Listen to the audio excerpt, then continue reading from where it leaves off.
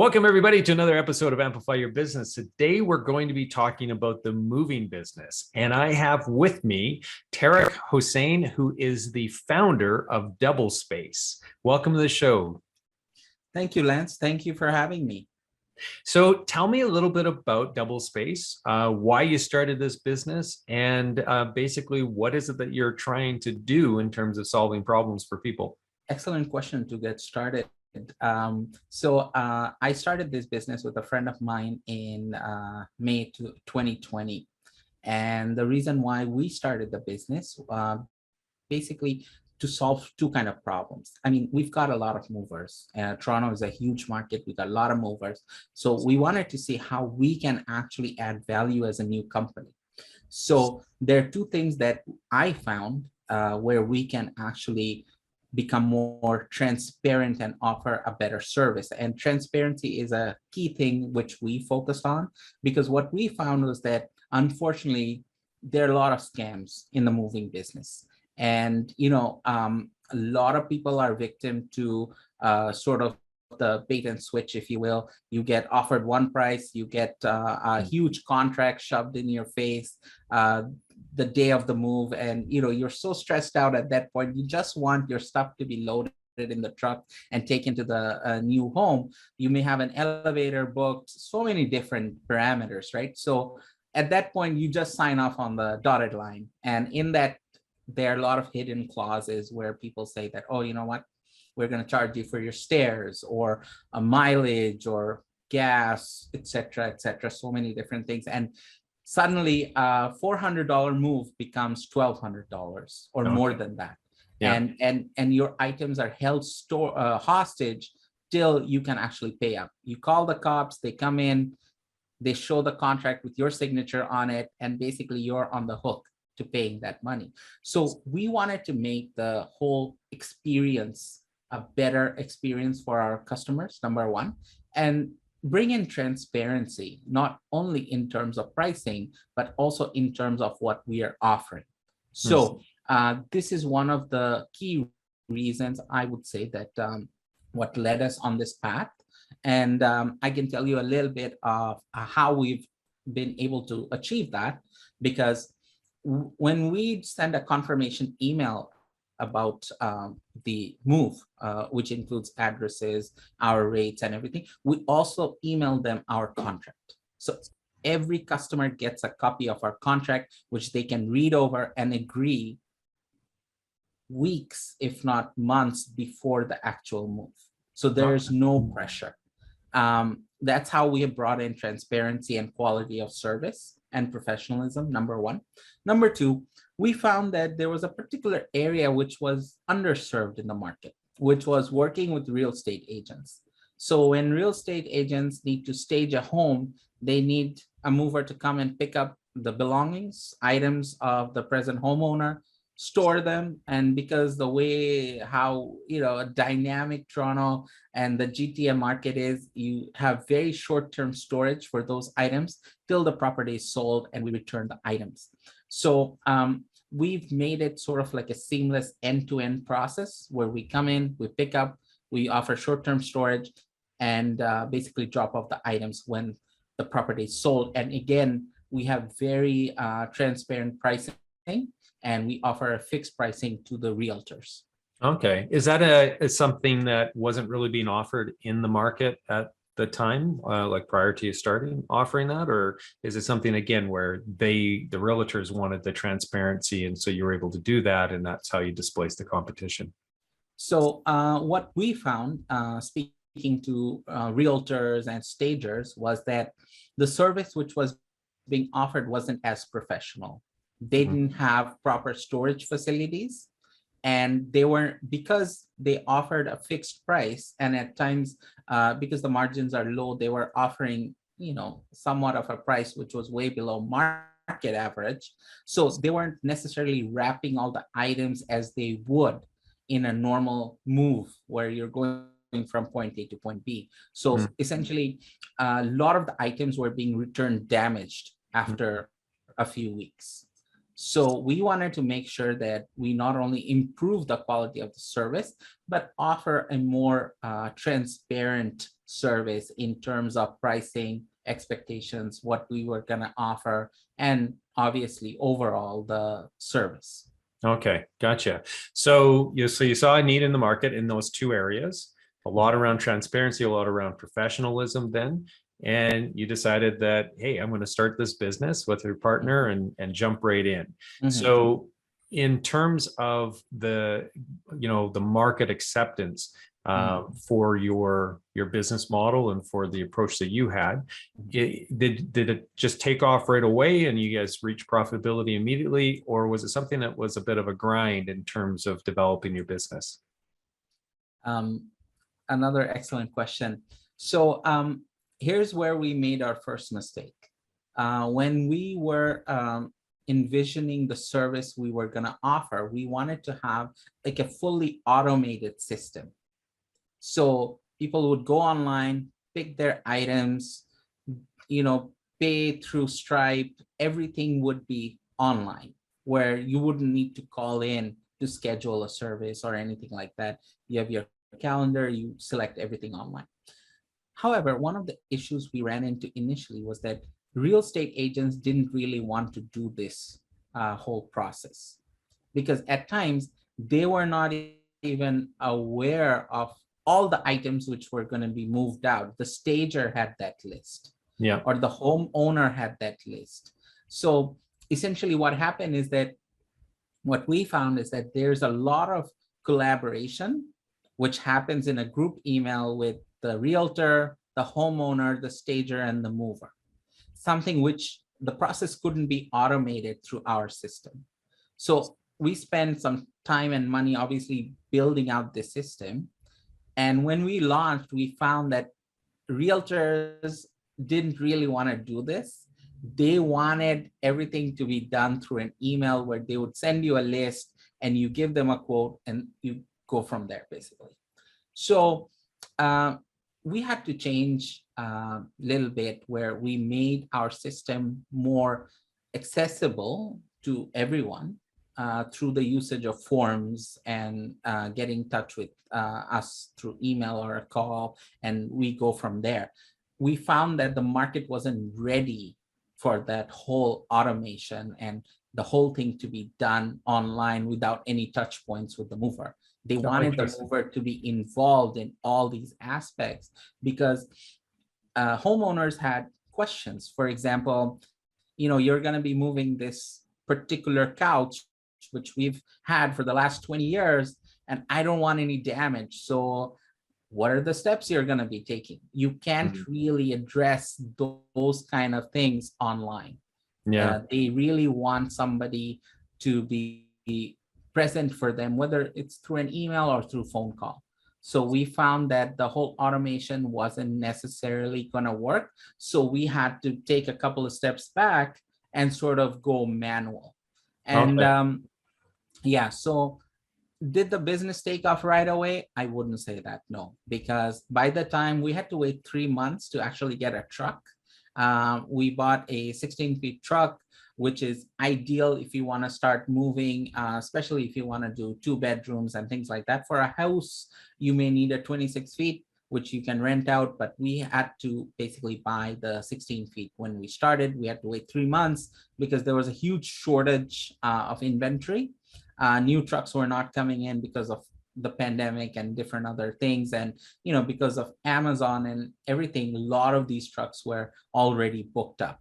So once we actually got the truck, it was around fall, when it's a seasonal business. So basically the moving business runs from April to September, October, that's it.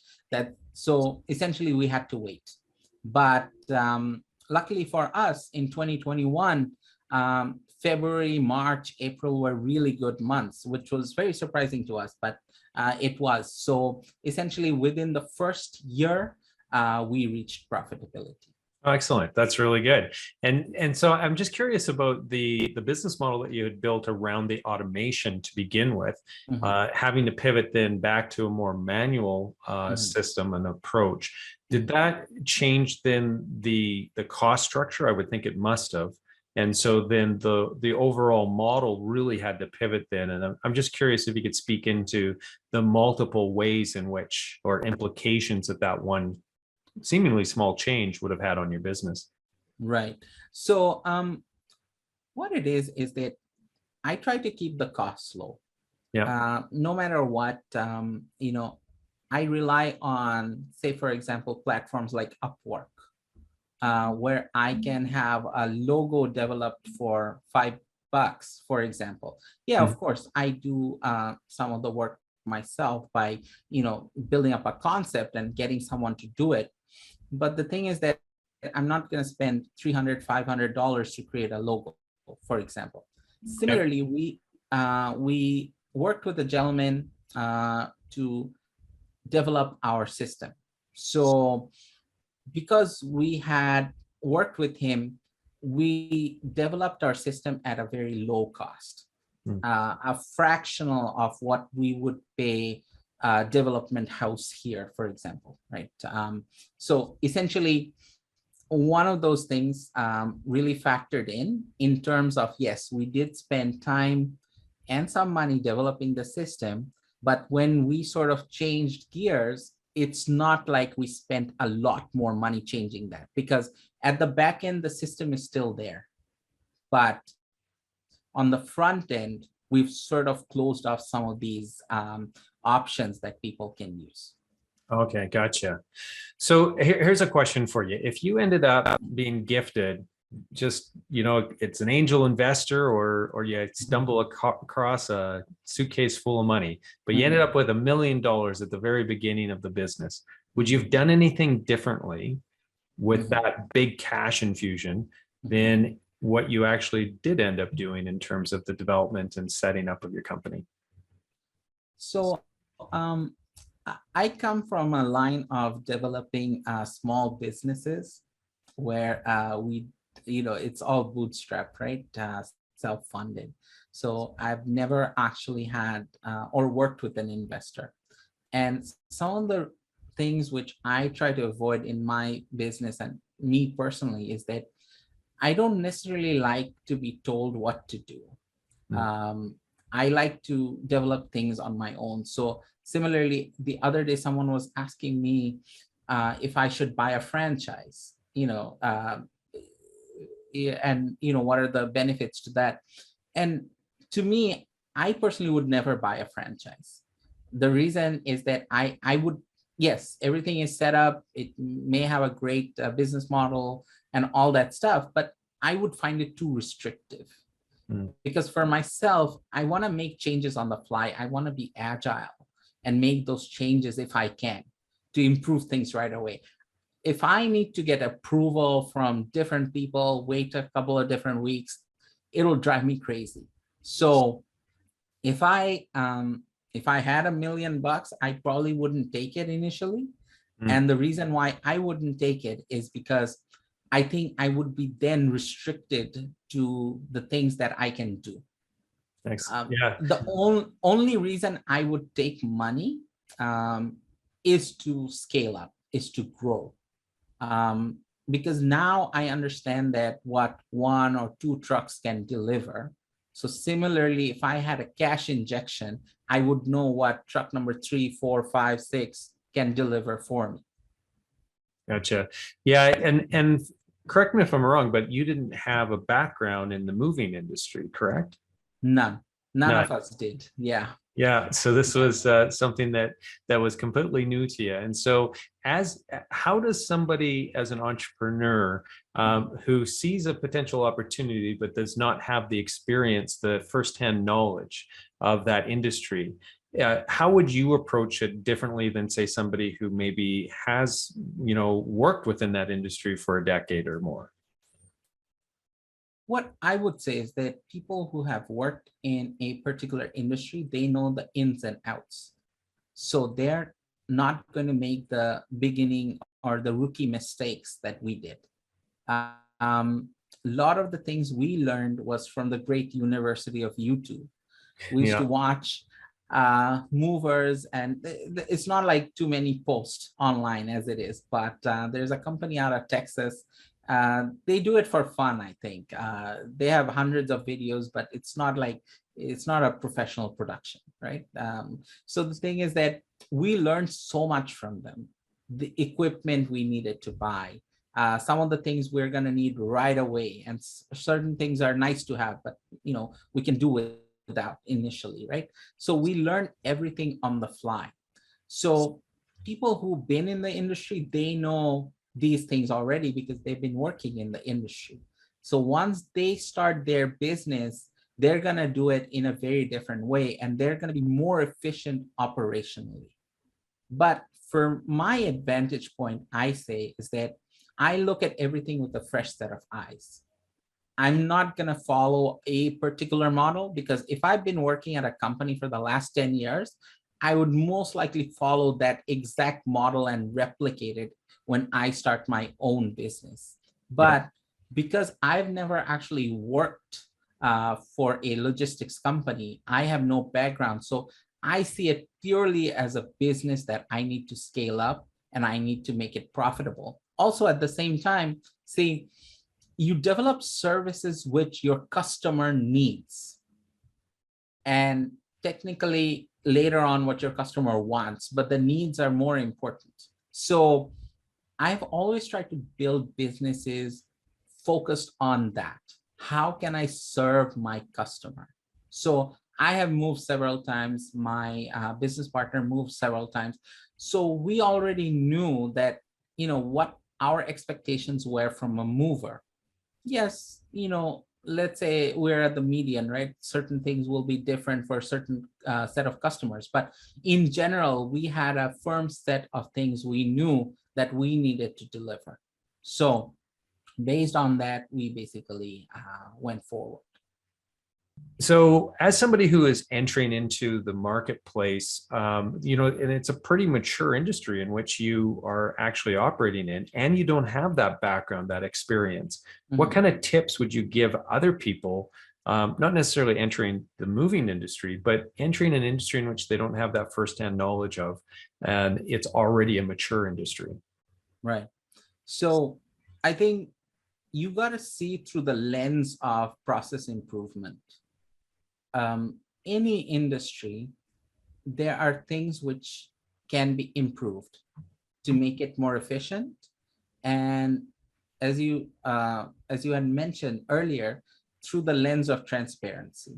That's how I try to move about. I saw certain pain points which customers went through, because they got hooked into booking a service at a very cheap rate, Yeah. and then they got caught out by spending an arm and a leg. And this is quite prevalent, unfortunately. Yeah. And there are those legal loopholes that people, because see, you don't move every day. So a customer, they're not expected to know all the ins and outs of this industry. Yeah. So the thing is, you might move once every 2 years, 5 years, whatever it Yeah. is. So you're not going to be up to date with all these kind of tricks which go on in the industry, right? Yeah. So in order to avoid that, I wanted to basically bring in more transparency. I think that is one of the key things which I tried to do. Yeah. And the other thing which I tried to do is that make it a more professional service. So the guys we were competing with, and we're still competing with, because we're not competing with the very big boys. We are competing in the middle tier, right? So in that middle tier, what we find is that most people who answer the phone are the guys in the truck. Mm-hmm. So if you call up a moving service, they're usually driving somewhere, or if they're in the middle of their move. So we had a very clear division of labor between my business partner and myself. So I handle all the stuff related to client relations, marketing, accounting, all that stuff. So I'm in my home office doing all that stuff. He's out in the field looking after operational stuff, looking after our trucks, our guys, equipment, things like that, right? So if there's a clear division of labor, I can handle something here, discuss with the client. They're not gonna be like, I'm not bothered by, being inside a vehicle or being in the middle of a move. Yeah. So I can offer them the kind of attention and professional client service which they deserve. So this is the other way we try to differentiate ourselves. Yes, the market is mature, but there are always going to be areas of improvement. You just have to see it through the lens of a customer. I think that is the key thing. Yeah, completely, right? Because that therein lies the opportunity. Every one of those challenges that you can identify that customer maybe is bumping into on that, once every 2, 3, 5 years, whatever it is. Yeah, it's important to be able to see that and then fill that gap that's there. Now, in terms of like market exposure, like and just getting some market share, how did you approach that? Again, because the market is pretty mature, and so you guys are the new guys on the block, so to speak, in terms of offering the moving services. How were you able to bust into that and get customers? Now, I know with the realtors, you're probably doing lots of business development directly with them, but I mean, you started this business also at a time in which COVID, it was in the early days of COVID. So in early 2020, you said. So yeah, like what kind of strategies did you deploy to actually generate customers? One of the other things which we found was that a lot of the smaller businesses, they would shut down operations during winter. Maybe their trucks are already paid for. They don't have to worry too much about insurance and all that stuff. So they would shut it down from October till May. And then they would come back and just go from May till September and shut it down again. So we remained active in the market because we just came into the market during winter. So February, March, April of 2021, these were actually big months for us. And the reason why it was is that when we were advertising, a lot of these other companies were not advertising. So because of that, there was an opportunity right there, which built up a good client base for us. And, word of mouth is excellent, especially when it comes to any kind of service business. Not only moving, but plumbing, cleaning, you name it, right? So we basically leveraged that word of mouth to get more business during the summer. Yeah. And the reviews and ratings as well. I know the last time I moved and used a moving company, I spent a fair bit of time looking at the reviews on Google reviews for the short list that I had narrowed it down to. Yeah. Is that a big strategy for you as well? Yes, absolutely. Google reviews is really good. What we find, and this is again in line with industry stats, is that only 10% of your customers will actually leave you a review.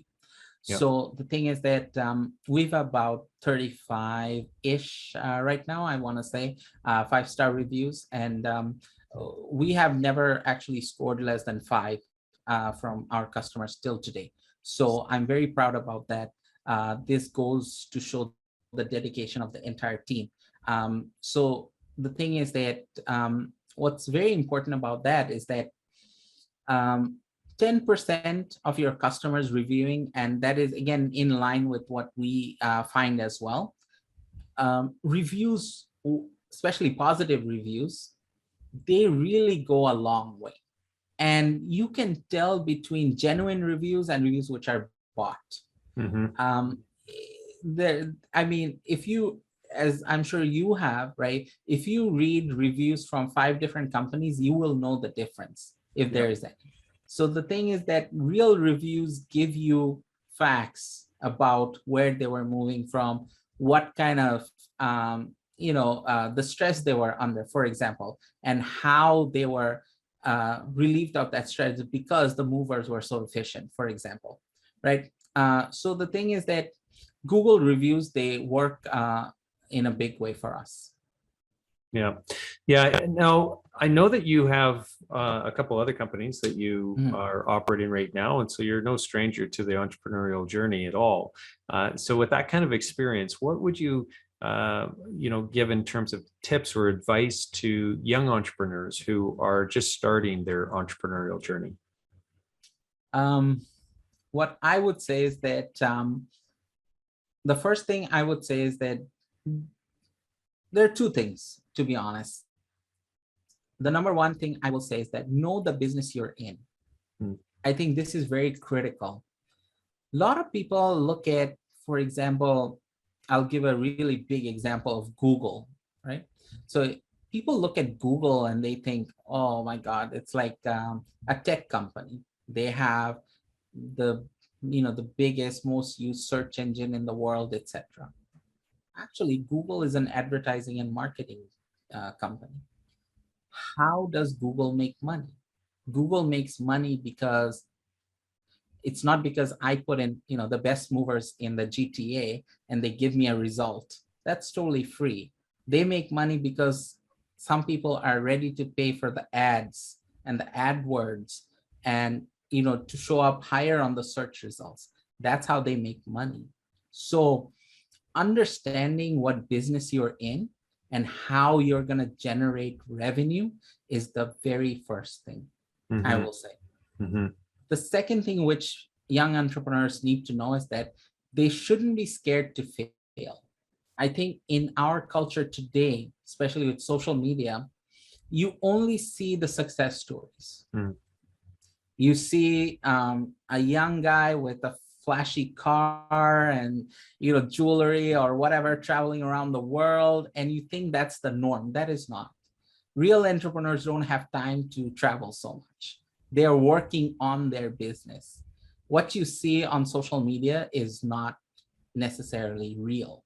So that's why I think we are in a culture where people are so scared to fail that they don't even want to start a business unless they think that they're going to succeed at it or they're going to become millionaires within the first year or whatever it is.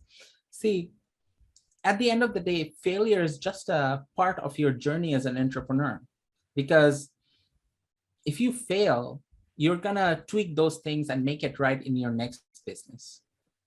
And I'm not talking about outright failure. Even if you fail in your first year, just hold on, fix the things you need to. Speak to people who are your customers, speak to a mentor. There's so many different things a young person can do to learn more about their business and improve themselves. If you need to improve your own knowledge, there's so many free resources online. You don't need to go to school to learn anything anymore. Yeah. And the third thing I will say is that if you have an idea, whatever the idea is, spend enough time researching on it. So if you research enough on the idea, you should be able to come up with ways you can improve the existing services if they are already present, or you can improve a certain product if it's already present in the market. So if you can improve it, there you go. That's your business right there. But the next thing you need to ask yourself is this scalable? Is this for a very niche kind of market where only 100 people will like it? Or is this something which 1,000 or 10,000 people will like it? If it is not scalable, it is not a business. You can have an excellent idea, but you got to look at the scalability factor. So I think these are the three things I will say. And if there's a bonus tip, which if I can throw in, is to say that, start something, don't think about spending too much money when you're starting something. Your logo doesn't have to be perfect. Your website doesn't need to be perfect. You don't need to start with an app. There's so many different things. You don't need to have like a fancy models on your marketing collateral. You don't need to do any of these things. Start with very basic stuff and see how it goes. Because as you start improving and you're upping your game, you're going to find that your branding, all these things will follow, because then you'll have more money to spend on getting a better logo, getting a better website, or any of these things. Yeah. Yeah. Bootstrapping your business is so important. Cash flow, you just really have to hold on to every dollar you can in those early days so that you can keep that company moving forward. You can keep that growth. You can keep iterating on the product or the service it is that you're offering, right?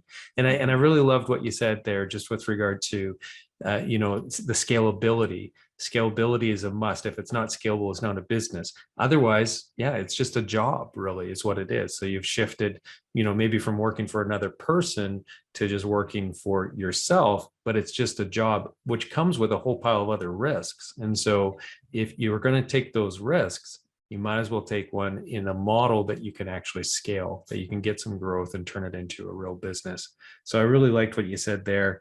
Yeah, bootstrapping, making sure that you have a good scalable model, and then putting as much effort as you possibly can into making that work, and waiting for the time to take the holidays and buy that fancy sports car, I guess. Yeah.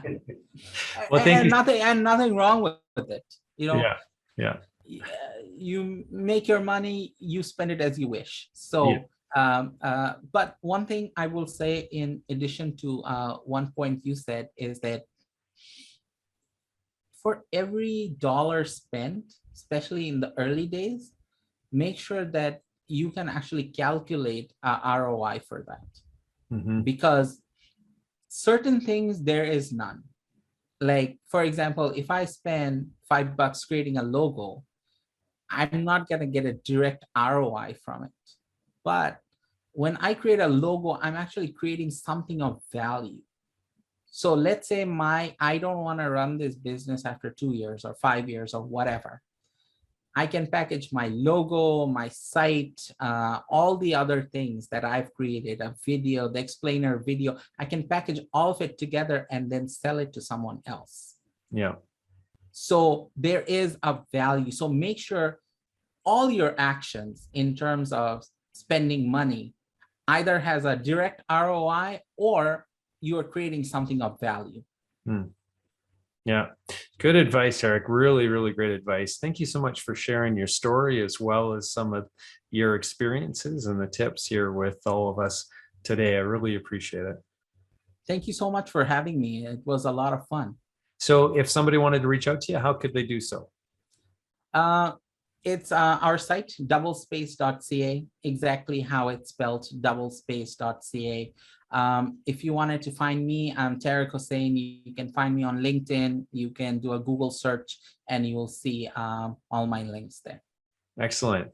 Well, thank you again. Really appreciate the time today. And for those of you who are watching, if you like this episode and want to check out some of our archived episodes, head over to amplifyyourbusiness.ca. On there, you will also find an application form. If you happen to be an entrepreneur with a great story that you'd like to share, just complete that form and shoot it over to us, and we'll be in touch. In the meantime, everybody have a prosperous day.